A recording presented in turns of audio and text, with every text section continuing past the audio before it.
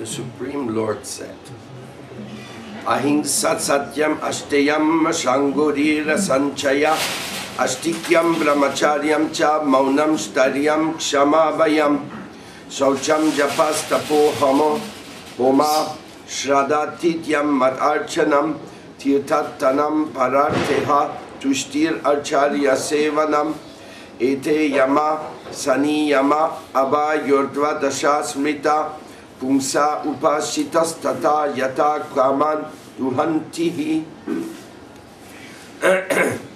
Non-violence, truthfulness, not usurping others' property, detachment from worldly association, humility, freedom from possessiveness, faith in the principle of religion, celibacy, silence, steadiness, forgiveness, and fearlessness. These 12 are referred to as yama. External cleanliness, internal cleanliness, chanting the holy names of the Lord, austerity, fire sacrifice, faith, serving guests, worshipping me, visiting holy places, engaging only in activities that are ultimately beneficial, and service to the spiritual master. These 12 are called niyama. My dear Udhava, these 24 practices bestow all desired benediction upon those who are devotedly cultivate them. Commentary, Vishwanath Chakravarti Thakur. In these 3 verses, the Supreme Lord defines yam and niyama. There are 2 types of purification, internal and external. By carefully cultivating these 24 yamas and niyamas, all of one's desires become fulfilled.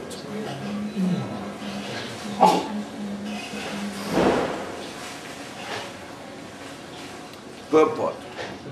The 12 yamas are non-enviousness, remaining fixed in the truth, refraining from stealing another's property, staying aloof from all kinds of bad association, always attempting to do good to others, renunciation of unnecessary sense enjoyment, unflinching faith in the Supreme Lord, celibacy, giving up idle talks, steadiness in one's practices, tolerance of others' offenses, and fear of transgressing the prescribed rules and regulations.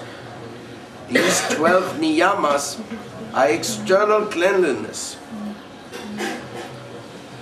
such as bathing, internal cleaning by serving Lord Hari, chanting the holy names of the Lord, observing vows such as Ekadasi, performing sacrifice for the satisfaction of Lord Hari, maintaining faith in the discussions of the glories of Lord Hari, serving the devotees of Lord Hari, worshipping the deity, traveling the holy places of pilgrimage, engaging in activities meant for one's ultimate welfare, remaining fixed in observing the codes of proper conduct, being satisfied in all conditions of life, and serving the spiritual master.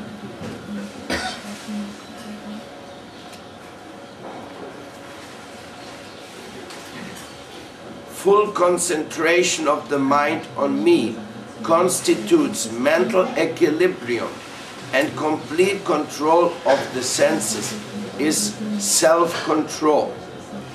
Tolerance means patiently enduring distress, and steadfastness occurs when one controls the urges of the tongue and genitals.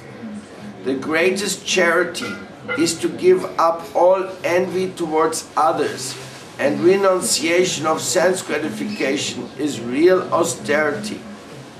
Real heroism is to conquer one's natural tendency to enjoy material life and reality is seeing the Supreme Lord in everything and everything in the Supreme Lord. Truthfulness means to speak honestly in a pleasing manner, as declared by great sages. Cleanliness is attained by detachment from fruitive activities, and renunciation indicates the sannyas order of life. The true desirable wealth for human beings is religiousness, and I, the Supreme Lord, am the enjoyer of all sacrifices. Religious remuneration is devotion for the spiritual master with the desire to acquire real knowledge, and the greatest strength is the pranayama system of breath control.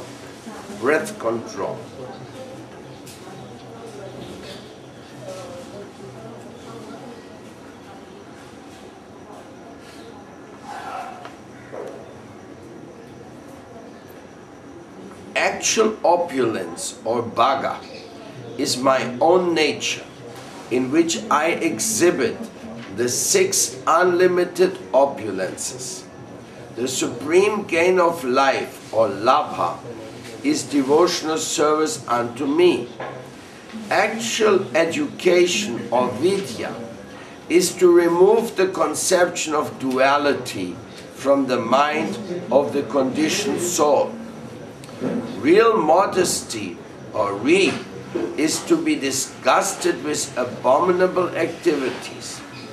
Real beauty, or shri, is to possess good qualities such as detachment. Real happiness, or shuka, is to transcend material happiness and distress, whereas distress, or dukkha, is the constant hankering for sex enjoyment. A learned man, or pandit, is one who knows the process of liberation from material bondage, and a fool, or murkha, is one who identifies with his material body and mind. The real path, or satpatha, is that which ultimately leads me, whereas the wrong path, or kupata, is sense gratification, which simply bewilders the mind. Heaven, or swarga, is the predominance of the mode of goodness, and naraka, or hell, is the predominance of the mode of ignorance. I am the true friend of Bandhu because I act as the spiritual master of the entire world. The body of the human being is his griha, or residence. One who is endowed with all good qualities is adya, or rich, and one who is dissatisfied with life is daridra, or poor. A kripana, a miser, is one who cannot control his senses, whereas one who is detached from sense gratification is truly a controller, or isha. One who is attached to sense gratification is just the opposite, or a slave. My dear Udhava, I have thus elucidated all of the matters about which you inquired. There is no need for more elaborate descriptions of these good and bad qualities, because to constantly see good and bad is itself a bad quality. The best quality is to transcend material good and evil.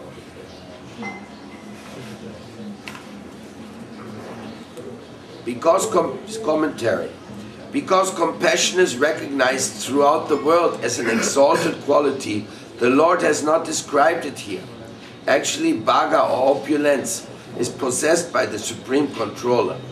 The controlling power of the living entities in this world, or even the demigods in heaven, cannot be considered real bhaga.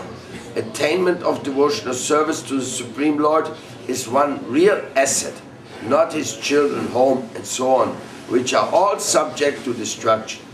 Real knowledge is that which enables one to see everything in relation to the Supreme Lord, and not that which is acquired by an academic such as knowledge of grammar and so on.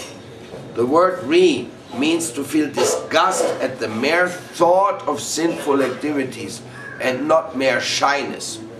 One's good qualities are his real decoration and not the crown that sits on his head. One who is satisfied in Krishna consciousness and does not seek material pleasures or suffer material unhappiness is considered to be actually situated in happiness. The most wretched person is one addicted to sex pleasure, and a wise man is one who knows the process of freedom from such material bondage. A fool is one who gives up his eternal friendship with Lord Krishna and instead identifies himself with his own temporary material body, mind, society, community, and family. The real path is the path of devotional service that leads one to the Supreme Lord, and not simply a footpath that has no stones or thorns. The path of sense gratification is the wrong path because it simply leads one to utter confusion. Predominance of the mode of goodness is real heaven, not the abode of Indra, and predominance of the mode of ignorance is hell. The spiritual master is the best friend who saves us from all dangers. He is non different from Krishna, the spiritual master of the entire universe. Our material body is our real home, and not a structure of bricks and cement. One who possesses all good qualities is actually rich, and not a rascal with a big bank balance. A real lord is one who has conquered material desires and ascended to the transcendental platform, and not an aristocrat who engages in all sorts of abominable activities. Thus, being asked by Udhava, Sri Krishna has nicely described the difference between good qualities and faults. The Lord concludes his analysis by stating that there is no need for further elaboration of these good and bad qualities. Indeed, the purpose of life is to transcend materially good and bad qualities and come to the liberated platform of pure Krishna consciousness. Purport. The Lord is full of 6 opulences: wealth, strength, beauty, fame, knowledge, and renunciation.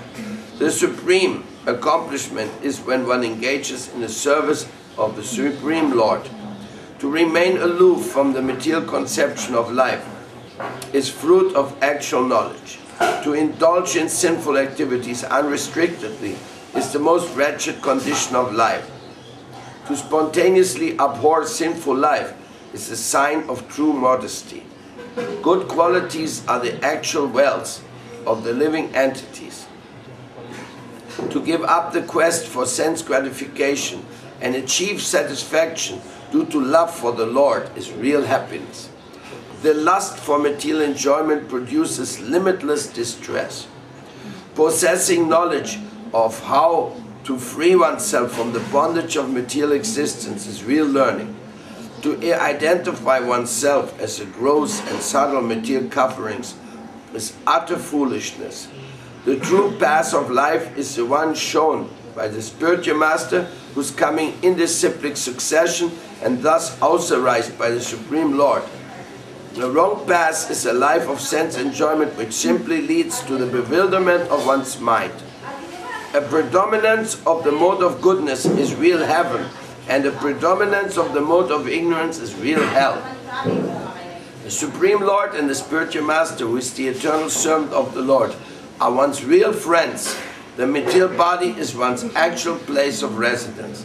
One who possesses good qualities is actually rich, and one who is dissatisfied with his position, which is a result of his previous karma, is actually poor.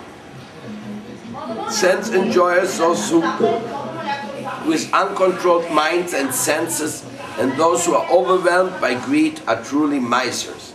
One whose intelligence is never swayed by the 3 modes of material nature is a real controller.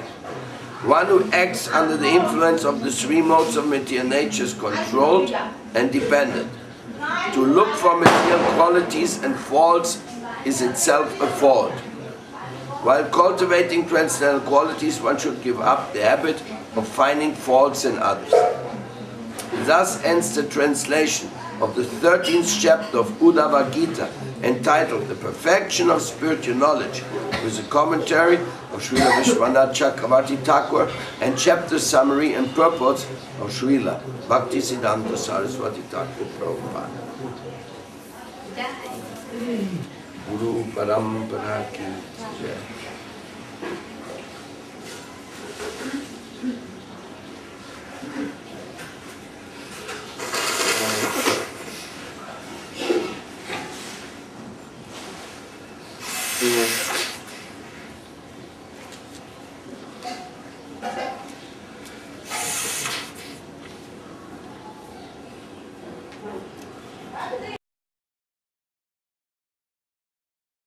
Come here this morning and to give me an opportunity to speak about the Udhava Gita and the teachings of our spiritual masters.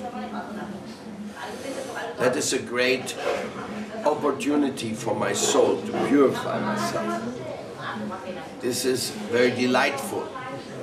And after hearing the beautiful descriptions of Yama and Niyama, internal and external purifications, appropriate attitudes and recommendations given all the way by the Supreme Lord Himself, we can only come to one conclusion, and that is that we have to work very nicely to be able to accomplish something of these valuable instructions.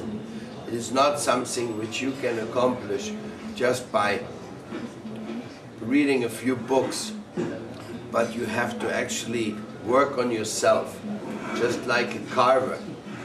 You know, he can take a big chunk of marble and he carve out of that some beautiful statue.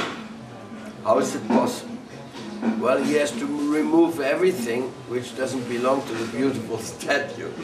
He cannot say, oh, I just removed the part of the leg and then I'm done. No. If he wants to make a beautiful statue, he has to remove every single portion of that stone which doesn't belong to the beautiful statue. And that's a hard work. Even after he has done 90% of the work, he cannot say, okay, the rest doesn't matter. They can already see that I'm a good carver. So why finish it? No. He has to do it all the way to the end. Just like in accounting, you can make many calculations and write down everything, but if you don't close it at the end, then the whole thing is considered worthless. Accountability is something which goes down to the very nitty-gritty detail of the last penny. Like if you work in a bank and you don't give the results perfectly, immediately you're kicked out. You can't say, oh, I was tired last night, so I didn't close the accounts. No, it's not tolerated. You have to be efficient, you have to be precise. The cook has to finish his meal at a certain time, and it is expected to be of a certain quality. If he is delayed or the quality is unhealthy or tasteless, you just wait a few seconds and they're going to get a new cook. And he's not going to be hired again for the same thing. So Yama Niyama is like that. It is how to perfect yourself, how to sculpture yourself into a real wonderful human being. This is the sum and substance, the essence of human life. It's your job. I can't go and start sculpturing on you. No way. You have to do the job yourself. You have to remove all the impurities yourself. You have to be ready to eliminate the unwanted and add the wanted. And there's, here Sri Krishna in the Udhava Gita, he gives such a beautiful description. I actually read it 3 times because partially Srila Vishwanath Chakravarti Thakur and Srila Bhaktisiddhanta Saraswati Thakur just repeated what Krishna already said in this verse. So I don't have to repeat it the 4th time now. But repetition here is not a bad thing. If I say, oh, we have to be humble. Yes. Trinatapi sunichinata rorapi sahishnuna amanina manadina kirtani yatsadahari. How often have we repeated that verse already in our life? How often did you read it? Now we are reciting it all day. But does it mean the next moment we are humble? Not necessarily. We can recite the verse and we just remain as proud as we were before. Why? Because we haven't repeated enough? Yes, that is one thing, and because we have not applied it to ourselves. We have not evaluated what does that mean for me. So we are stuck. And that is what's happening if you're stuck. Then you have to return into moving. Just like in your life, sometimes you get stuck. But you don't want to stay there. Let's say if you're driving in a bicycle and all of a sudden you puncture the tire, and go, phew, no more air. So then what you do? You sit down next to the bicycle and just cry. Oh, my air is gone. My tire is flat. Now I can't go nowhere anymore. I will just sit here next to the bicycle and cry. No. What you do? You push your bike. Or you carry your bike. Or you get somebody to, but well, most probably you're not gonna let the bike just lie there. And neither can you drive it. You see how important air is, no? And we always have to have air in the lung and air in the tire and air. There's many airs moving in the bodies, and pranayama, mentioned by Krishna here, is to help our life airs, to control them, have better control of our mind. And one of the pranayamas, very highly recommended, is jumping and dancing in the kirtan. It's a very nice exercise. Breathing deeply and joyfully and dancing. So, Lord Chaitanya's process includes actually everything which is beneficial for the living entities. But the main point here, in such a detailed analysis of the yamas and the niyamas, we can clearly understand that everything which is being given to us has been well thought out. It's not arbitrary. So well it has been thought out that it is the best thing for you to follow. And we have to follow anyway. If we do not follow one thing, then we have to follow another one. You can't stay, you can't remain where you are. You always have to be on the move. And you decide in what direction you want to move. You can go to the temple, you can go to the bed. You can go to the kirtan, and you can go to the gossiping corner. You can go to eat prasadam, and you can eat any garbage. Junk fruit. You can get up early, or you can stay sleeping. So many options are there, but you can never say, I'm going to do nothing. I'm just going to stick here now, stand here, still. The blinking of your eyes keeps moving. You have to keep moving. And then something happens in your stomach and you have to go to the toilet.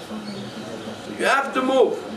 And then when the stomach is empty, you're feeling some hunger, then again you have to move to get something to eat.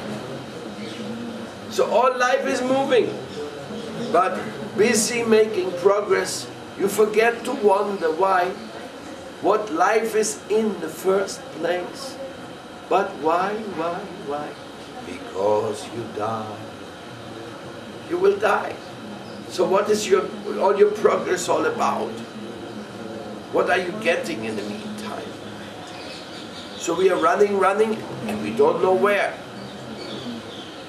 Like the Olympic runners. They run and run and run. Of course, they're actually running after name, fame, and glory.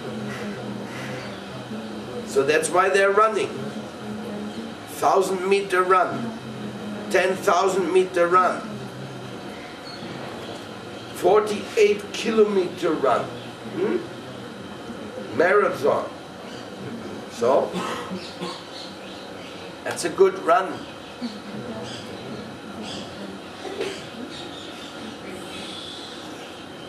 So they want to get something. But really, according to Yama and Niyama, there's no consideration that you have to learn how to run the 48 kilometers faster than anybody else. That is not a real accomplishment. In the material world, we cheat our children. We cheat them into sports. We cheat them into gambling. We cheat them into so many different efforts to enhance the position.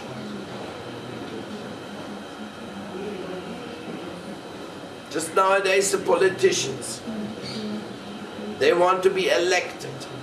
So in order to be elected, they have to make propaganda. So they're getting money by hook or by crook somewhere, and they make propaganda. And then, if they do elect you, then you start thinking, how am I going to get the money back I spent for the advertisement? So then you think how to steal that money. And those who were not elected, they're all frustrated. It's like gambling. Oh, I lost my money in Las Vegas. So the whole system is sick. It's just promoting thievery.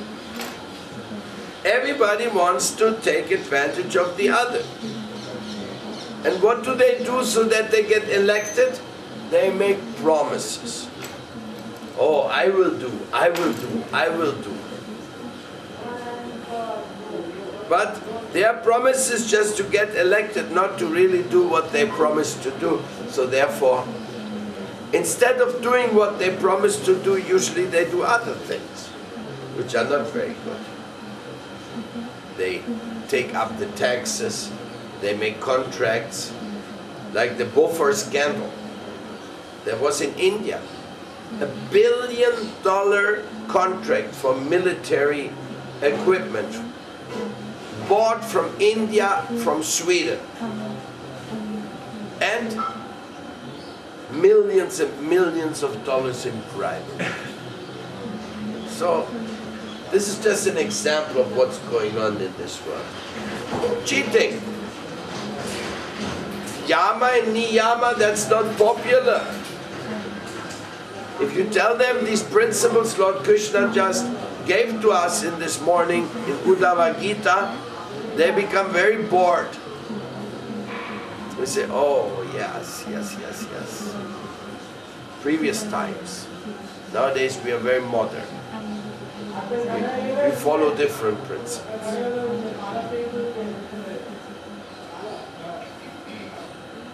So that's a calamity. Calamity of our life. And the only way to get out of that calamity is when we tell others about how wonderful Krishna consciousness is. That's really the secret. How wonderful Krishna consciousness is. It is really beautiful. It's a great gift. We all want you to take part of it. We all want you to be able to enjoy the gifts of Srila Prabhupada. Because those gifts, they were so wonderful. When you're working on yourself, just like when you step in a hole full of stool, what do? You take a picture, a photograph of your foot with all the stools sticking on it. Or what? Or you get a painter to come and make a painting of you with the foot in the stool. Or you're gonna try to smell it. Or what you gonna do? It's your foot. Huh? Like we always like to take pictures, no? Okay. Here's another picture. This was me and you.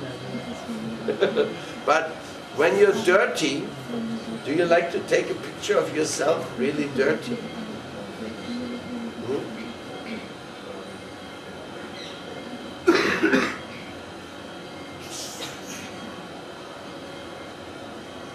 When you eat meat, you're so dirty.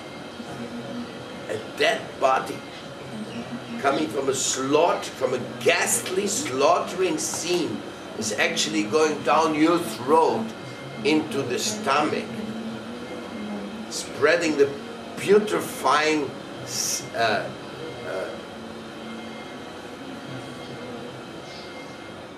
germs and all that into your system. Very nice movie you have to see. It's Osmosis Jones.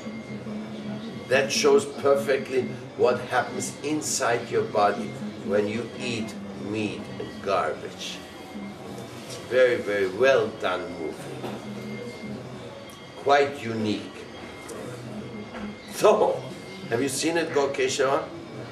Yeah. So, this is what we have to understand. Dirtiness has to be removed from the inside and from the outside. What is so difficult to understand about it? Dirt is not to be in you, inside or outside. So what about the mind? Oh my God. The mind. What about the dirt in the mind? Would you like others to read your mind? If you had all your thoughts like on a little screen here, on the side of your head, and anything you are thinking is showing up there, then you would always hold the hand there, right? And nobody can see the screen. What's going on inside of your head? It's so embarrassing. So the mind has to be clean also. How are you going to clean your mind? Chanting japa.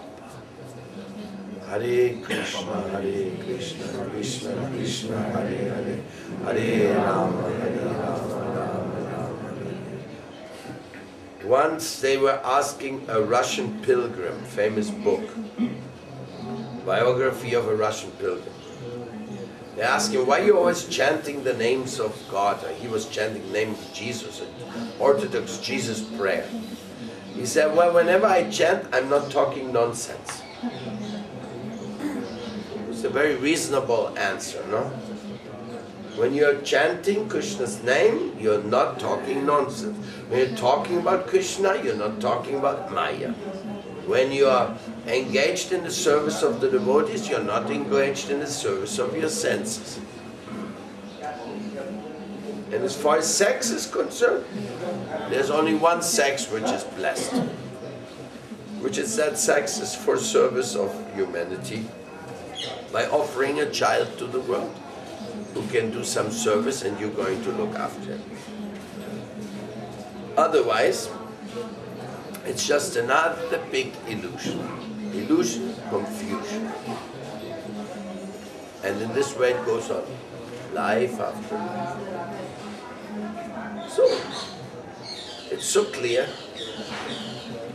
Nobody's attracted to sex with a person who's very old and ugly. Not charming. But everybody of us becomes old. So, what is this whole deal about? It's just a learning experience, just a big test.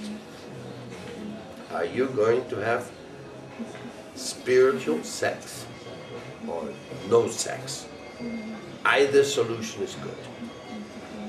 So much that spiritual sex has been called Grihastha Brahmacharya. So there's not even a contention. But any other type of sex is just stupid. And it entangles you deeper and deeper into the meshes of the material illusion. Just wanting to and not wanting to be enjoyed. So none of us is going to be on the level of enjoyment because we are all growing old. So why not accept that we are here to give enjoyment and joy to Krishna? That is the sum and substance. That is the essence of the instructions given by our acharyas.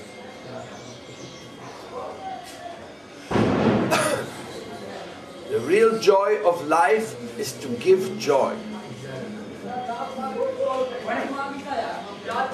Yama niyama is the cleaning process everybody should be engaged in. It's your job. There's nothing else you have to do. Oh, but I want to travel to Africa to climb the Kilimanjaro. Oh yeah? You think that's an important thing for you to do? Why don't you climb on your false ego and give a good kick to all these nonsense ideas you have of living a life without devotion at the cost of others? That is the biggest mountain to climb, the false ego. So if you're such a bold mountain climber, don't go for the Kotopakshi. Go for the big false ego. That is the tallest of all the mountains and the most difficult to climb. And the most difficulty, because once you climb on top of that, you realize how high you are now. Then what you have to do? Then you have to cut down this mountain. Not only you have to climb up there, you have to cut it down. And bring this ego mountain down. And you'll be like the bird who wanted to empty the ocean. You know that story? That the little bird made a nest right next to the ocean. And then the ocean made a big wave and took away the nest with the eggs. And the bird was very angry. Ocean, why did you do that? I had my nest far away from the ocean enough. You didn't have to go there, but you came extra far and you took my nest. Now I demand my eggs and my nest back. And the ocean answered with silence. So the bird said, okay, one more chance. You give me back my eggs or I'm gonna empty you out.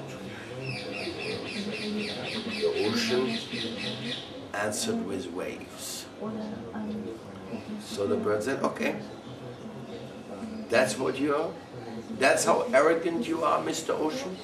Just see what's gonna happen. So, by his little beak, he started to taking drops of water out of the ocean and bringing it somewhere else. I'm going to empty you. I am going to empty you. Everybody saw the little bird flying with the drops of water here. And they all said, what are you doing? I'm emptying the ocean. I'm going to make him see how wrong he was.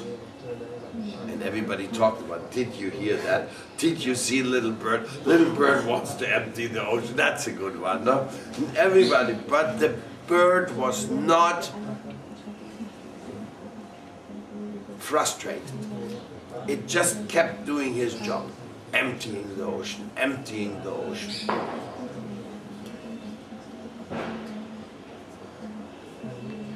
And then this message went all the way to Garuda.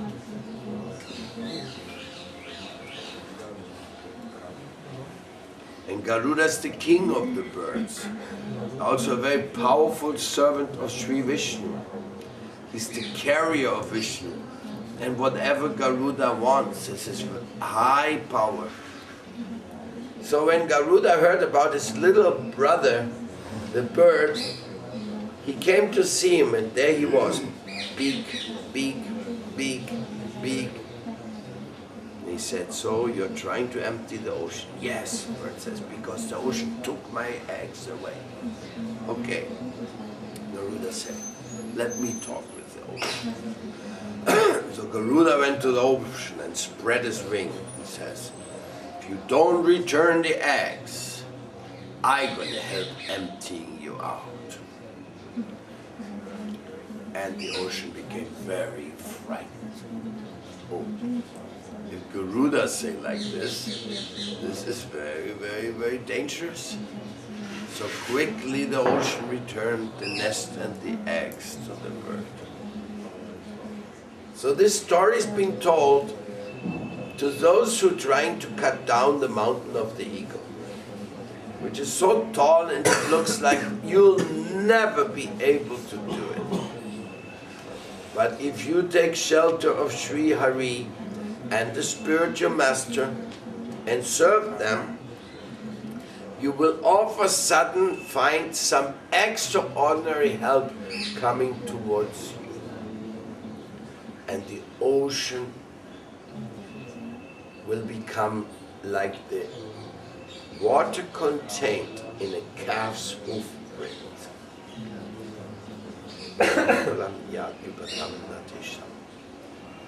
If you take shelter of Mukunda, this whole material world, this entire sphere of unlimited aspects, by the grace of Krishna, it becomes like the water contained in a calf's hoofprint, which you can with one hand take up and says, okay, this is the material ocean of material existence. Away with it. Now we only serve the truth and serve Sri Krishna. So, even though it is such a big job to cut down the mountain of ego, that is your job. But people usually, instead of cutting down on the mountain of ego, what do? They bring more stones on top. They want to make the mountain bigger. Another thing, another thing. Oh, I'm so important. Oh, I've done this. Oh, I'm this. Oh, I'm that. They are working on the mountain of ego to make it bigger. And that is, of course, very sad, because that means more birth in this material existence. So yama and niyama, that's yoga. You want to make yoga? Here's the guideline. Get onto it with your job. And chanting and dancing is the key. And prasadam is the oil which keeps the movement going. And don't stop. There's no way to stop. Never. So don't try to stop. Don't relax. Work for your ideals. Work for what you have to work. Give yourself. Don't say vacation, vacation, vacation, vacation. Who are you? I'm a vacation devotee. I'm always looking when and where to have a vacation.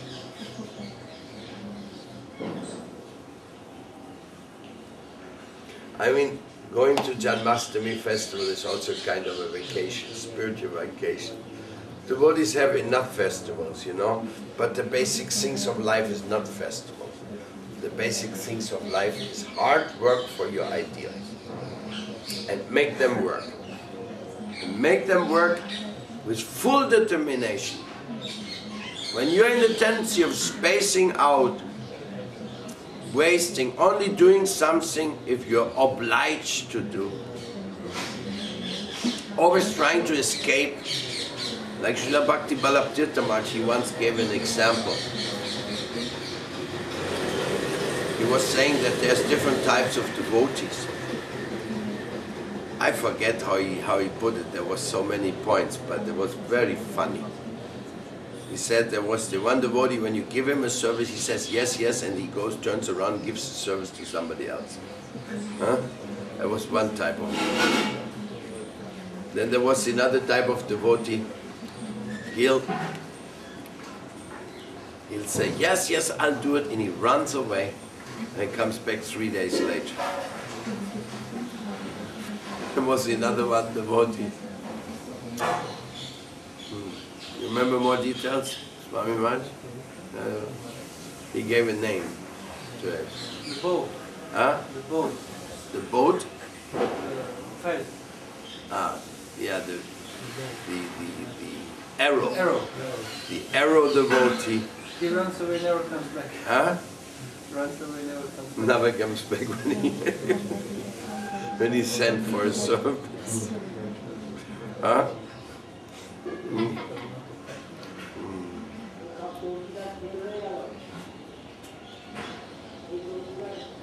Anyway, I have to look it up again. It was very funny how he was saying. So don't run away from your service. Don't be very careful that you have a very important service and that you give everything you can to it, because that's where you grow. That's where spiritual life becomes successful. If you do things only because you're obliged to do them, like because you have a commitment, just because they feed you, then you say, okay, they feed me, okay, I'll do a little something. Then there's no happiness for you. And your big false ego will not come down one millimeter.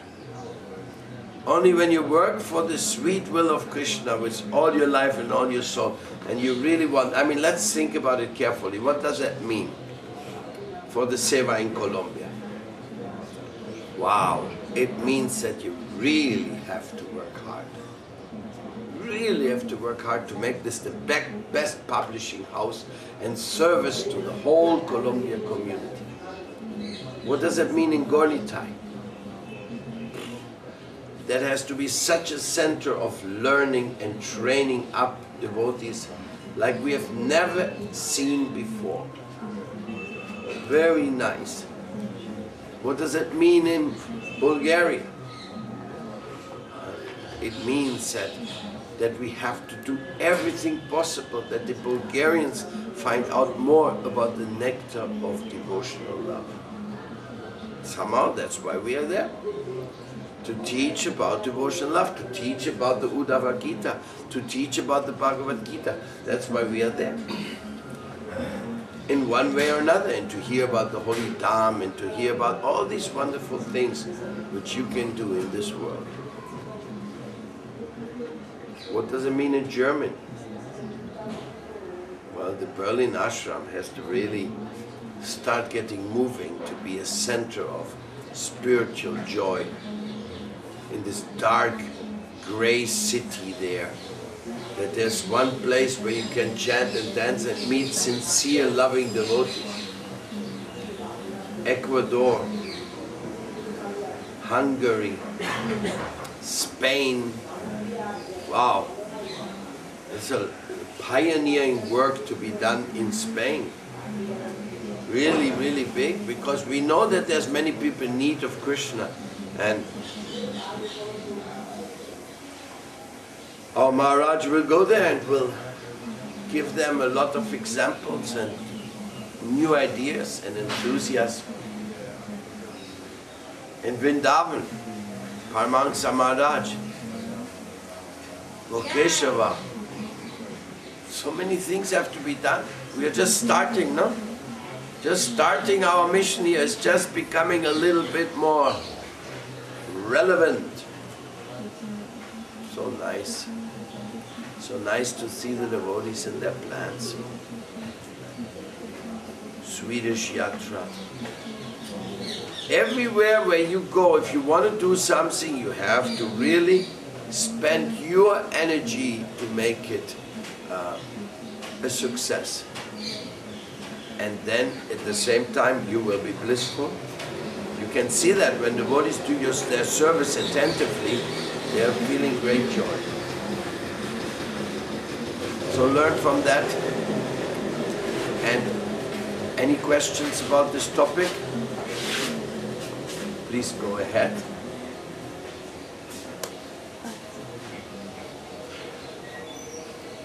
And At least by the help of Lord Krishna, we could climb up on that mountain of the ego a little bit today and see how high it is.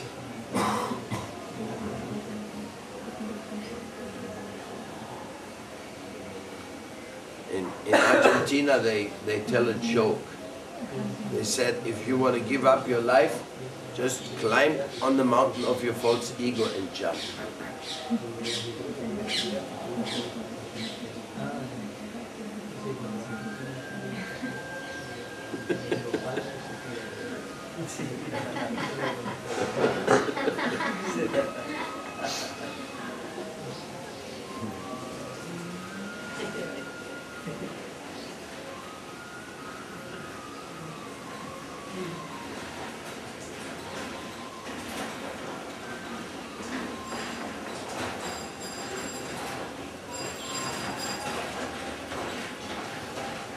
You want to climb up an ordinary rock and snow mountain, it's very dangerous. You can freeze to death, you can get lost, you can be caught by an avalanche. Very dangerous to climb up mountains. And when you're finally up on the top, you have a good sight.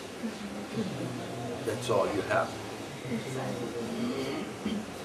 If you're flying in an airplane, you have an even higher sight. You can see the whole mountain. But to climb up on the mountain of the ego, that means you have to learn about yourself and learn how to go to the eternal, sweet destination of our existence.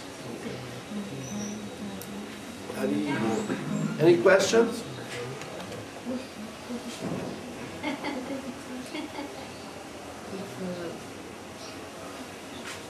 We know that we have to fight against our false ego, but still it's very strong, it's very influential and pushing us to certain desire sections and everything. What we should do?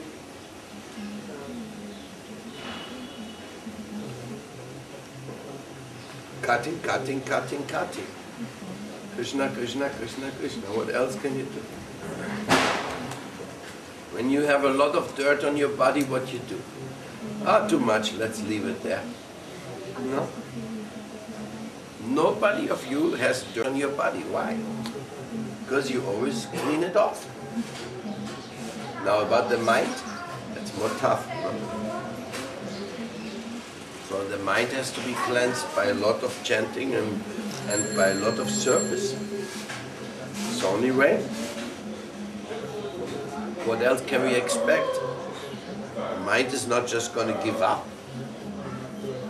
We read the other day in Udhava Gita, no? That the mind is really the worst of all. He really has us enslaved. It's easy, you know? The subject is easy. To put it into practice is not so easy, but the subject is easy and we can only agree.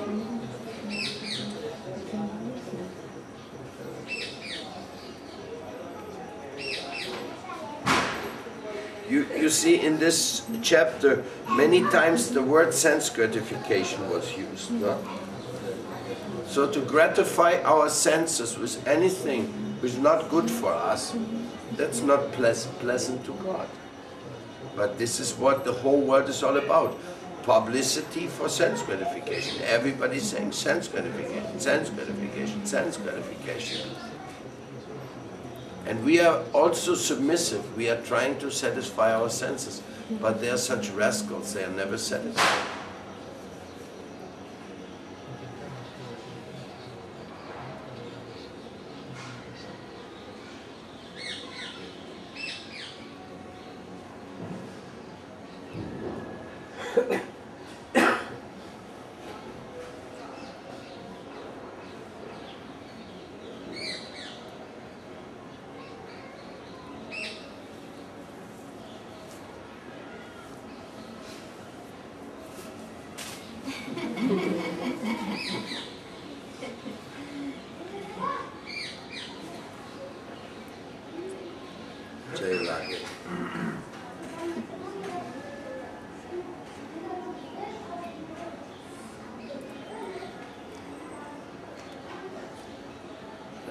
Radhe Radhe, Jaya Jai Sri Radhe.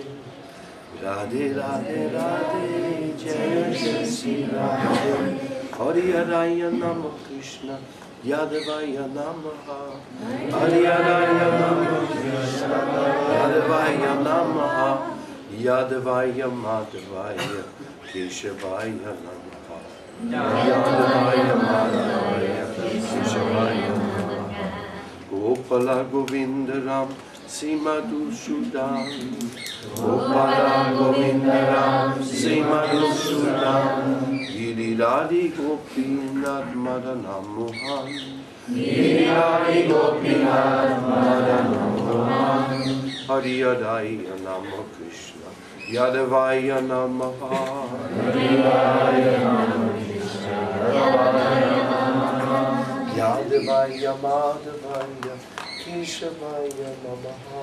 Yadavaya Madhavaya, Keshavaya Namaha. Hari Bol, Hari Bol, Hari Bol, Nitai Gaura, Hari Bol. Nitai Gaura, Hari Bol, Hari Bol, Hari Bol, Nitai Gaura, Hari Bol. Nitai Gaura, Hari Bol, Hari Bol, Hari Bol, Nitai Gaura, Hari Bol.